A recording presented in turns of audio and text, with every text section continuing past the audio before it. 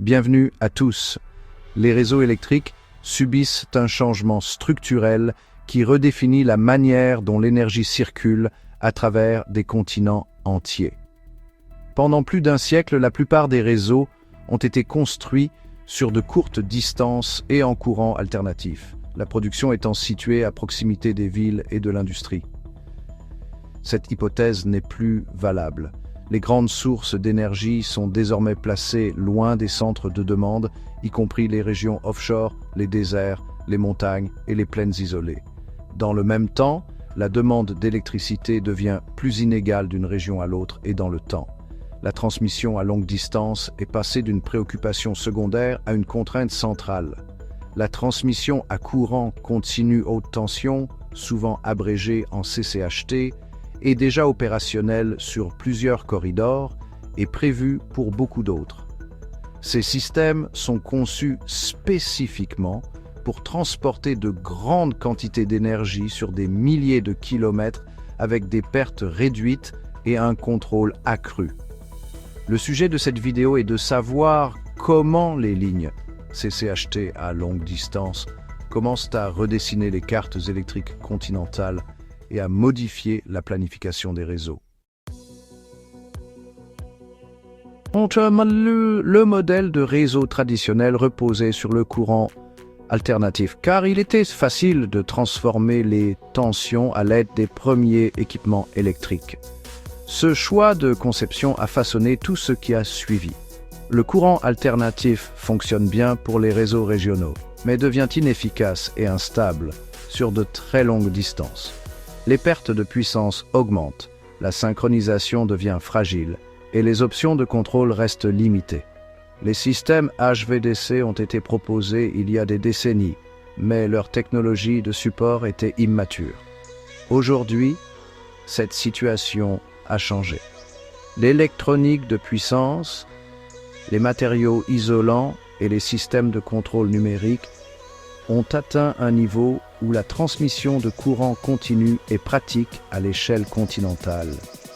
Certains liens HVDC sont déjà opérationnels, tandis que beaucoup d'autres sont en construction ou à des stades avancés de planification. Ces lignes ne remplacent pas les réseaux existants. Au lieu de cela, elles les superposent, agissant comme des artères à haute capacité qui transportent l'énergie entre des régions éloignées. Nous examinerons comment ces systèmes sont construits, contrôlés et intégrés dans les réseaux modernes. La transmission de courant continu à haute tension fonctionne en convertissant le courant alternatif en courant continu dans une station d'émission, en le transportant le long d'une ligne dédiée et en le reconvertissant à la station de réception. Cette structure de base est déjà opérationnelle sur plusieurs liaisons importantes. La différence cruciale réside dans le contrôle.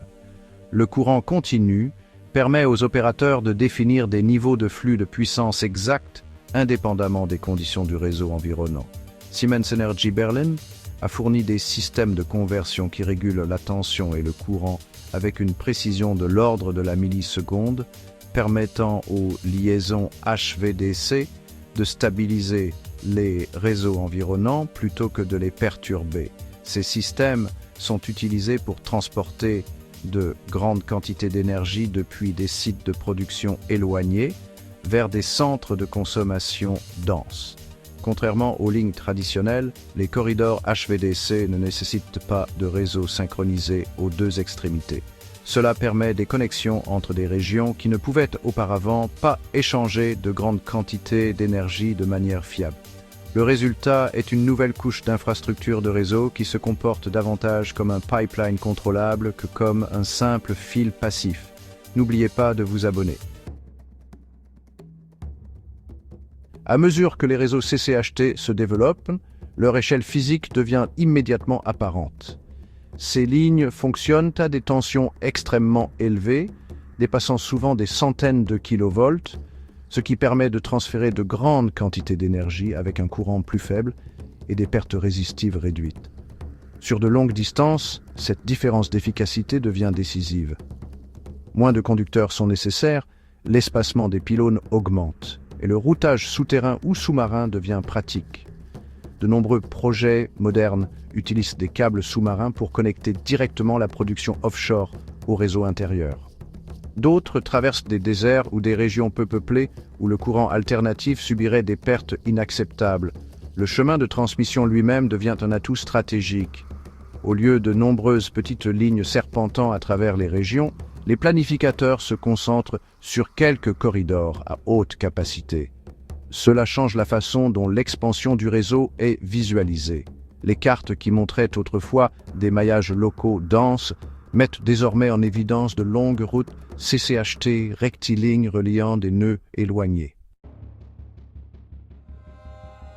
Les stations de conversion sont le cœur technique de chaque liaison HVDC.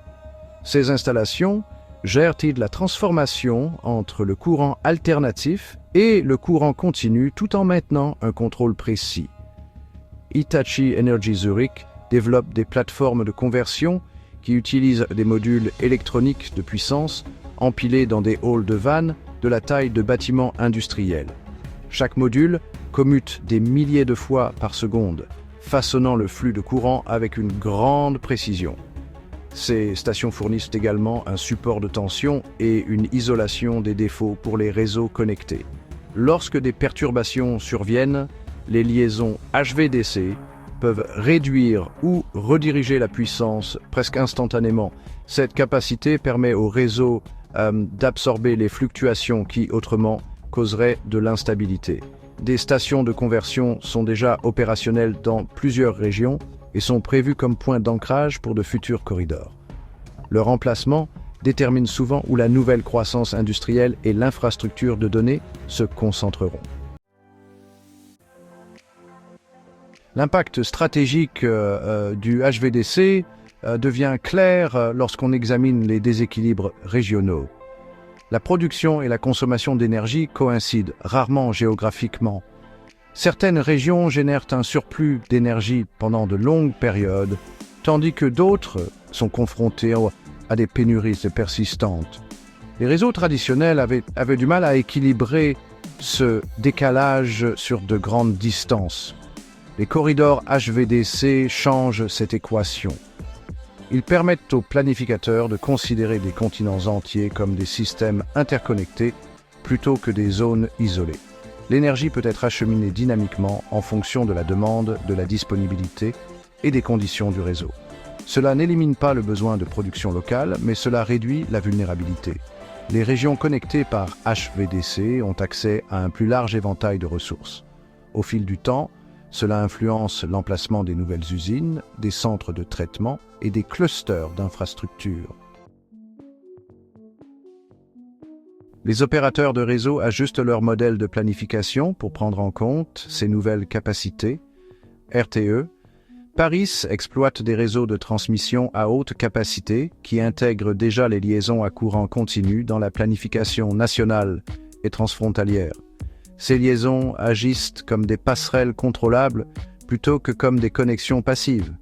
Les opérateurs planifient les flux de puissance en fonction des besoins du système plutôt que des contraintes physiques fixes. Cette approche permet de gérer la maintenance, les pannes et les pics de demande avec une plus grande prévisibilité. Le CCHT soutient également l'expansion progressive du réseau. De nouveaux couloirs peuvent être ajoutés sans remanier des réseaux régionaux entiers. En conséquence, les horizons de planification à long terme passent de décennies à des mises à niveau incrémentielles continues. Le réseau devient un système adaptatif plutôt qu'une structure statique. L'un des effets les moins visibles de l'expansion du courant continu haute tension, CCHT, est son influence sur la résilience du système. Les liaisons en courant continu peuvent isoler les perturbations et prévenir les pannes en cascade. Le flux de puissance étant activement contrôlé, les défauts ne se propagent pas automatiquement d'une région à l'autre. Cela change la façon dont les ingénieurs conçoivent la protection du réseau. Au lieu de s'appuyer uniquement sur des mesures de protection passive, ils déploient des stratégies de contrôle active. Les systèmes CCHT simplifient également la coopération interrégionale. Des normes de réseau et des pratiques d'exploitation différentes peuvent coexister lorsqu'elles sont connectées par des interfaces contrôlées. Cette flexibilité encourage une interconnexion plus large sans forcer une harmonisation complète. Au fil du temps, cela conduit à des réseaux continentaux plus denses qui restent stables dans un plus grand nombre de conditions. Le déploiement à grande échelle nécessite une coordination entre les propriétaires de lignes de transmission et les fournisseurs de technologies. National Grid London gère des réseaux qui dépendent de plus en plus des liaisons en courant continu pour équilibrer les régions éloignées et les ressources offshore. Ces systèmes sont opérationnels aujourd'hui et constituent l'épine dorsale des futurs plans d'expansion. Tokyo Electric Power Company exploite des connexions HVDC qui prennent en charge les transferts longue distance à travers des géographies difficiles. Chaque organisation adapte la même technologie de base aux conditions locales, au terrain et aux modèles de demande. Il en résulte un ensemble de corridors diversifiés, mais interopérables. Ces projets démontrent que le HVDC n'est plus expérimental. C'est un outil d'infrastructure mature qui façonne la façon dont l'énergie circule à travers les continents. À mesure que les corridors HVDC continuent de s'étendre, les cartes énergétiques continentales sont redessinées de manière fondamentale. L'énergie ne circule plus uniquement des sources locales vers l'extérieur. Elle se déplace le long de chemins planifiés qui connectent des régions éloignées en systèmes cohérents. Ce changement affecte l'investissement, l'implantation industrielle et la stratégie de réseau à long terme. La transmission devient un instrument de planification actif plutôt qu'une contrainte. La croissance du HVDC ne remplace pas les réseaux existants, mais transforme leur utilisation. Au cours des prochaines années, ces corridors définiront de nouveaux centres de fiabilité et de flexibilité. Ils détermineront quelles régions pourront croître sans atteindre leurs limites énergétiques et lesquelles resteront contraintes par la distance. Merci beaucoup d'avoir regardé. Veuillez aimer et vous abonner.